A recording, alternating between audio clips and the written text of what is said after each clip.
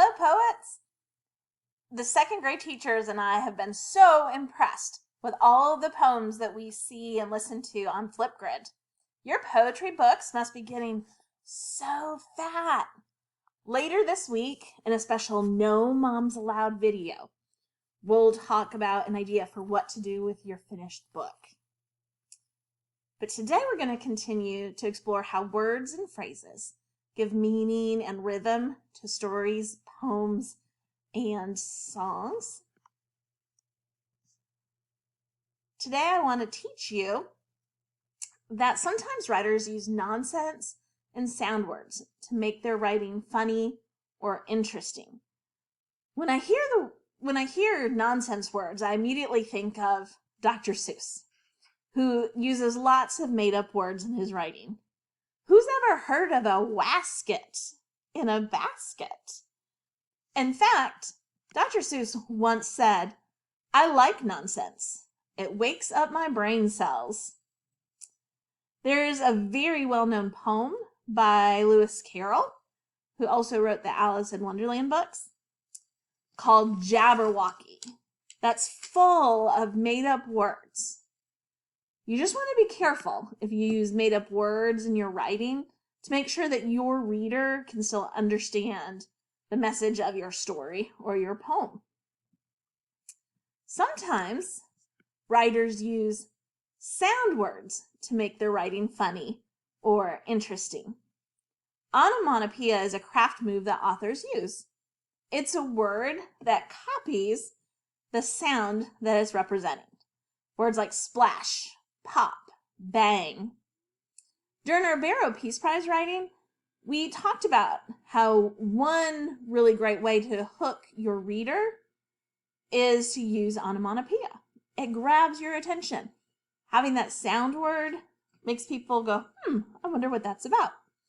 Here are some different poems that also use onomatopoeia. Lily Pluto wrote a poem actually called Onomatopoeia. An onomatopoeia is a very special thing.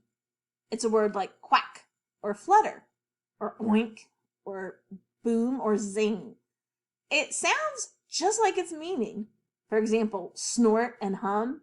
It's the crash and clang of cymbals and the rat-a-tat of drums. It's the clatter and the plip-plops and the beeps and bonks and chirps. It's the mumbles and the rumbles and the rattles and the burps. It's the hissing and the buzzing and the giggles and the moos. And on a spooky moonlit night, it is a scary boo. Natasha Nimi wrote a poem called The Game, using onomatopoeia. Clap, clap, stomp, stomp, swish, swish. This is the way we get through our games. The crowd shouts, Yahoo! The ball soars through the air, then bounce, bounce, bounce. The audience holds its breath. Swish! The ball goes in. We win! And then we have one last poem using onomatopoeia. Eve Merriam, who wrote the poem that we heard earlier about how to eat a poem, she wrote one called The Rusty Spigot. Now, a spigot is like the thing on the outside of your house that you can turn on and water comes out. The rusty spigot sputters, utters, a splutter, spatters, a smattering of drops, gashes wider, slash, splatters, scatters, spurts, finally stops sputtering and plash, gushes, rushes, splashes, clear water dashes. When poets intentionally use craft moves, they're trying to make their writing more interesting. Another craft move poets use is called repetition. Sometimes writers repeat a word or a few words throughout their writing. Repetition can create a pattern, increase the rhythm, strengthen feelings, ideas, and mood in poems. Repetition can also make a poem fun to read. Repetition is another craft move that Dr. Seuss likes to use a lot. Listen to this sample from a book and see if you can guess which book it comes from. I do not like them in a box. I do not like them with a fox. I will not eat them in a house. I do not like them with a mouse. I do not like them here or there. I do not like them anywhere. If you said green eggs and ham, you are right. Other poets use repetition too. Here's a poem from Shel Silverstein called Lazy Jane. Lazy, lazy, lazy, lazy, lazy, lazy Jane. She wants a drink of water, so she waits and waits and waits and waits and waits and waits for it to rain. The picture with this poem really helps us understand what the poem is all about, and it helps us realize just how lazy Jane really is. Maybe she needs to go find the spigot that Eve Miriam was just talking about. And then we have another poem from Langston Hughes that we've heard some of his poems already too. This one's just simply called Poem.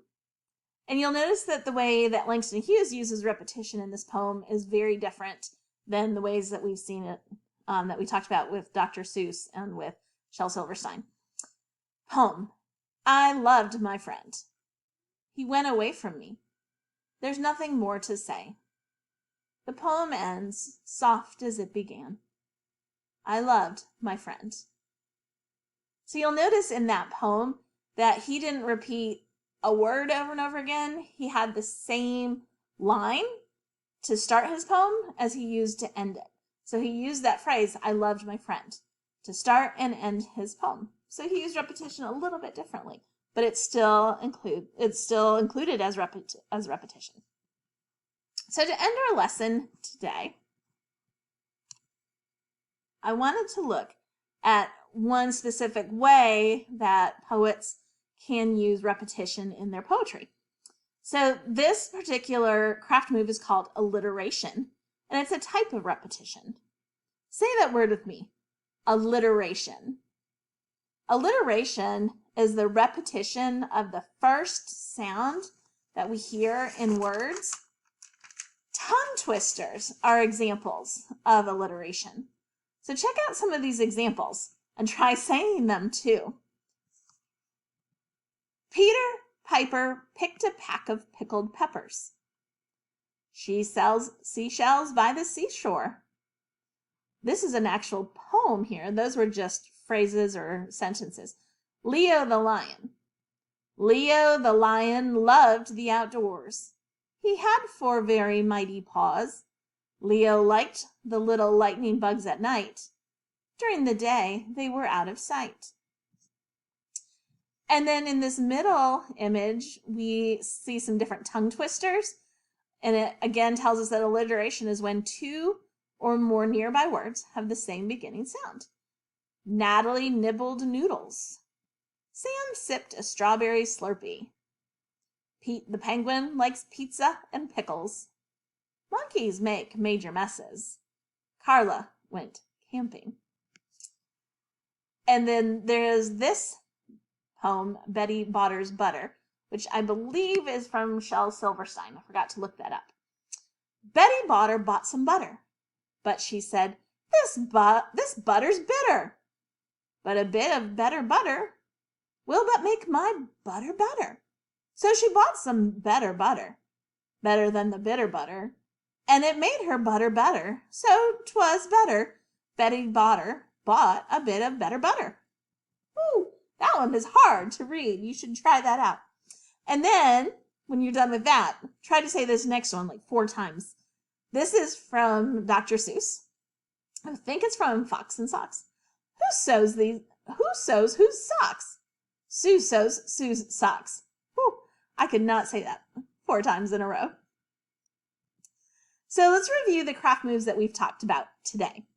We've talked about 4 different things. One was using nonsense words or made-up words in our writing, as long as our reader can understand what we're still writing about. We talked about onomatopoeia, or using sound words in our poems to give that feeling of being right there in the poem. We talked about using repetition, using the same words or phrases over again, which can help strengthen our poems by giving a sense of a feeling or highlighting really important words. And alliteration is starting most of the words with the same beginning sound. So, poets, remember to post your poems that you write on Flipgrid, and off you go.